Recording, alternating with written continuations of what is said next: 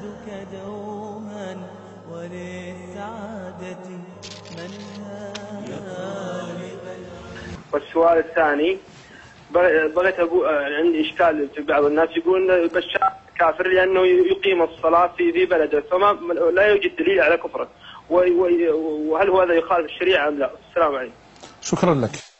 ما يتعلق بالجزء الثاني في مسألة الحكم على بشار، نقول إن حكم الله عز وجل لا يرجع فيه إلى عاطفة الإنسان ورغبته. بعض الناس ينظر إلى جزئيات معينة ويقوم مثلا بالنظر إليها، وهذا وجد حتى عند كفار قريش.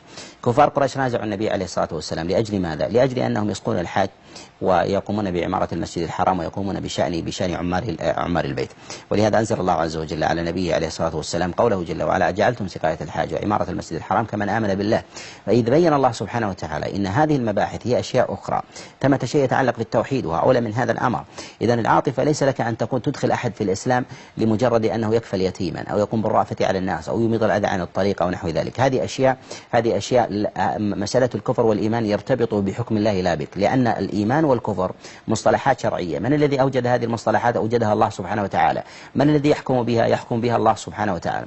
لهذا بعض الناس يقول مثلا ما يتعلق بجانب التعبد، فيرى مثلا بعض الناس يأتون بشيء من العبادة، إما بالسقيا وإما مثلا بالصلاة وربما بكفالة الأيتام أو ربما أيضا برعاية الناس ونحو ذلك، ويقوم بالنظر إليها على سبيل الانفراد. نقول الكفر والإيمان له موجبات وله أيضا لوازم وله موانع، ولهذا أيضا ما يتعلق بالإيمان لابد من توفر شروط حتى يدخل الإنسان في الإيمان. كثير من الناس يحذر من تكفير من بان كفره ويقوم بإدخاله إلى دائرة الإيمان، وينسى أنه قد أدخل كافرا في دائرة الإيمان لم يدخل أصلا. ولهذا نقول إن النصيرية هي ملة قد اجتمعت فيها نواقض الإسلام العشرة، وهذا لا يختلف في العقد، بل إن حتى الطوائف من الرافضة الذين هم جزء منهم كالاثني عشرية يقولون بتكفير النصيرية في هذا الأمر، وذلك لأنهم لا يؤمنون بالأصول الشرعية في ذلك. كذلك أيضا لديهم قوادح ومطاعن أيضا حتى في الإلهيات، وذلك أيضا حتى العقيدة من جهة الإيمان برب واحد، فإنهم لا يؤمنون برب واحد فيرون تعدد الآلهة. يرون أن علي بن أبي طالب هو المتصرف في الكون،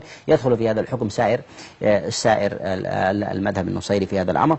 من قام على فرد بعينه من جهة العذر بعينه بجهله لبعده مثلا عن معاقل الإسلام والعلم بذلك أو كونه من أهل العجمة وغير ذلك ينظر إليه بحاله. والله عز وجل يقول: ما كنا معذبين حتى نبعث رسولا. أما من جهة الاسم فيطلق عليه لمخالفته الظاهرة لحكم الله سبحانه وتعالى.